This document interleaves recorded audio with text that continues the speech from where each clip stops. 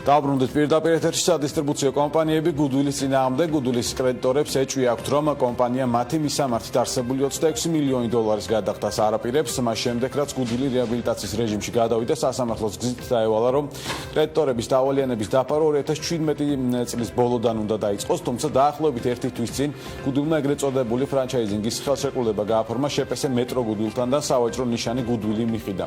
დისტრიბუტორებს ეჭვობენ, რომ გუდვილის დამფუძნებელს კომპანია გაკოტრებისკენ მიჰყავს აღნიშნული ფრანჩაიზინგის ხელშეკრულებით კი არ არის გათვალისწინებული კრედიტორების დავალიანების გასტუმრება.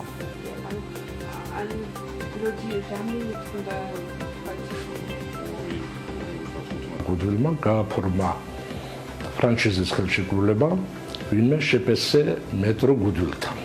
ერთადერთი ღირებული აქტივი, სავაჭრო ნიშანი გუდვილი, გადაეცა სარგებლობის უფლებით ამ ფრანჩიზის ხელშეკრულების თანახმად ახალ დაფუძნებულ შეპესე მეტრო გუდვილს, რომელსაც არავითარი დავალიანება და ვალდებულებები არც ერთი მომწოდებლის, არც ერთი კრედიტორის მიმართ არ გააჩნია. რეაბილიტაციის მმართველი, რა თქმა უნდა, კანონით ვალდებული იყო ასეთი მნიშვნელოვანი გადაწყვეტილების შესახებ აუცილებლად ეცნობებინა, შეეთანხმებინა გუდვილის კრედიტორებისათვის. კიდევ ერთხელ ვიმეორებ, რომ ჩვენ არ ვიცით გუდვილის დღევანდელი აქციონერების, ასევე ახალ დაფუძნებული შეპესე მეტრო გუდვილის ზრახვები თუ რა გეგმები აქვთ მათ, მაგრამ ამ გარიგებამ, ფრანჩიზის გაცემამ წარმოქმნა შესაძლებლობა, რომ ახალ დაფუძნებულმა კომპანიამ იფუნქციონიროს გუდვილის სავაჭრო შენობის ქვეშ, ხოლო ჩვენმა მოვალე სააქციო საზოგადოება გუდვილმა საერთოდ შეწყვიტოს ფუნქციონირება და წარმოიქმნება ვაკუუმი. დისტრიბუტორთა მიმართ არსებული 26 მილიონი ლარიანი დავალიანება დარჩება ჰაერში დამოკიდებული.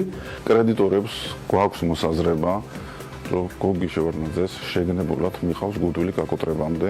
გოგი შევარდნაძემ გუდვილის სახელით გამოყენების უფლება მისცა ახალ ორგანიზაციას, გააფორმა ფრანჩაიზინგის ხელშეკრულება, რომელსაც დაარქვა მეტრო გუდვილი, რომლის 100%-ის მფლობელი იყო გოგი შევარდნაძე, განსხვავდა შემდეგ 59% და გახდა 51%-ის მფლობელი.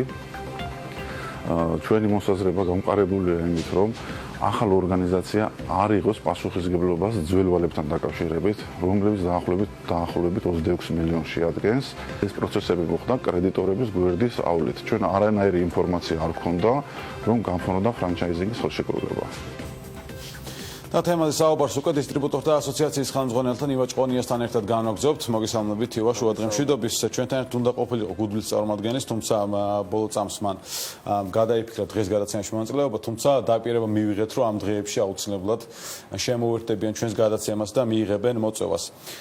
ივა, მოვისმინეთ მოსაზრებები კრედიტორებისა, რომლების წინაშეც რეალურად არსებობს დავალიანება. დისტრიბუტორთა ასოციაცია დიდი ხნის განმავლობაში ჯერ მიმდინარეობდა დავა, რომელიც დასრულდა თქვენს სასარგებლოდ, ასე ვთქვათ. დღეს რა ხდება, რა ვითარება, რეალურად არის თუ არა იმის საფრთხე, რომ ეს 26 მილიონი, ასე ვთქვათ, დარჩეს ჰაერში და გუდვილმა დატოვოს კრედიტორები თანხისგანში. დიდი მადლობა მოწვევისთვის. უპირველეს ყოვლისა, მე დავიწყებ ესე თქვენ დასაწყისში თქვით, რომ დისტრიბუტორთა ასოციაცია გუდვილის წინააღმდეგ. დისტრიბუტორთა ბიზნეს ასოციაცია გუდვილის როგორც ქართული ბრენდის გადასარჩენად ვიბრძვით ახლა ჩვენ და არა მის წინააღმდეგ. ფაქტიურად ჩვენ გვიწევს ბრძოლა იმ უსამართლობის წინააღმდეგ, რომელსაც ახორციელებენ გუდვილის ერთ-ერთი აქციონერი და მე ვიტყოდი ესე დღევანდელ დღეს კრედიტორთა მიერ დანიშნული რეაბილიტაციის მმართველი. მის ერთ-ერთი აქციონერი ბატონი გოგი შევარდნაძე ზაკრულად, ჩუმად ესე ვიტყოდი, ცდილობს რომ სხვადასხვა სქემით 2017 წლის ბოლოს 2018 წლის დასაწყისში როცა მოუწევს რეაბილიტაციის გეგმის მიხედვით ვალების გადახდა თავი აარიდოს ამ 26 მილიონის გადახდას და მარტივი სქემით წეგა რაზეც ჰქონდა ზუსტად საუბარი, ეს იყო მხოლოდ და მხოლოდ ორი კრედიტორი და გარდა ამ ორი კრედიტორისა კომპანია Soledos და Diplomat Holdings-ის დაახლოებით კიდე 50-მა კრედიტორმა მოგმართა ჩვენ საქართველოს დისტრიბუტორთა ბიზნეს ასოციაციას წერილობით, რათა შუამდგომლობით მიგვემართა ჩვენ გუდვილის რეაბილიტაციის მმართველისთვის ფრანშიზის ხელშეკრულების შეწყვეტასთან დაკავშირებით. აქ ალბათ იკითხავს მსმენელი თუ რაში მდგომარეობს ის, რომ რატო წყვიტავთ ფრანშიზას. ერთადერთი მიზეზი, რატომაც მივმართეთ, რომ ფრანშიზა შეეჩერებინა, თქვა მიუხედავად იმისა, რომ ჩვენ არც მოგვისმენია ფრანშიზის უკან რა დგას, თქვა რა გეგმებია, მომგებიანია, წამგებიანია, რა პირობებით ხო გაცემული იყო. შემდეგი მიზეზი ეს იყო, რომ ფრანშიზა გაიცა კომპანია მეტრო გუდვილზე, რომელიც დაფუძნდა 2016 წლის 11 აპრილს და რომლის 100%-ის მფლობელიც გახავთ გოგი შევარდნაძე. მე მინდა წარმოვადგინო დოკუმენტაციის გარეშე არ მიყვარს ხოლმე საუბარი. შემდეგ და აქ გასამახვილებელია კიდე ყურადღება, რომ მისი დირექტორი გახლავთ ლიდია ჩხაბერიძე გახლავთ და ქალბატონი ეკა ჩხაბერიძის, რომელიც დღევანდელ დღეს გახლავთ კომპანია მარშეს დირექტორი. კომპანია მარშეც აგრეთვე ბატონი გოგი შევარდნაძის მეუღლის მფლობელობაშია, ირმა ქოსაშვილის და ანუ იმაზე ცალკე შემდეგ აუცილებლად ვისაუბრებ.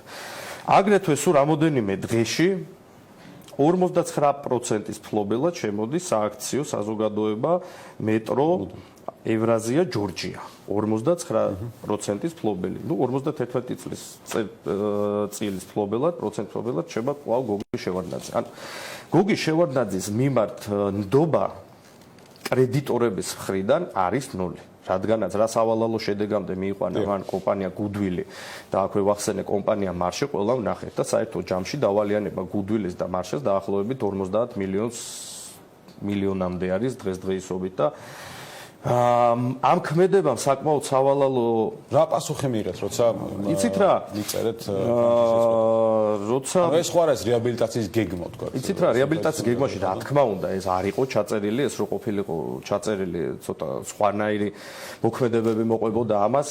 უბრალოდ მე ერთს ვიტყვი და აღნიშნავ, რომ რეაბილიტაციის მართველს აუცილებლად უნდა ჩაეყენებინა საქმის ყურში კრედიტორები, რომ ფრანშიზას უკან იდგა ბატონი გოგი შევარდნაძე. სულ მცირე თქვა თუ წერილობით არ მიწერდა ფაილის სახით გაეგზავნა ამონაწერი, სადაც ცხადი იქნებოდა, რომ 51%-ის მფლობელი არის გოგი შევარდნაძე და 59%-ს ფლობს თქვა მეტრო გუდვილ ჯორჯია. ყველაზე მთავარი პრობლემა ზუსტად აქ წარმოიშვა ის პრობლემაც, რომ დღევანდელ დღეს ბატონი ნოდარ პაპუკაშვილის მიმართ არის ნულის ტოლფასი კრედიტორების მხრიდან.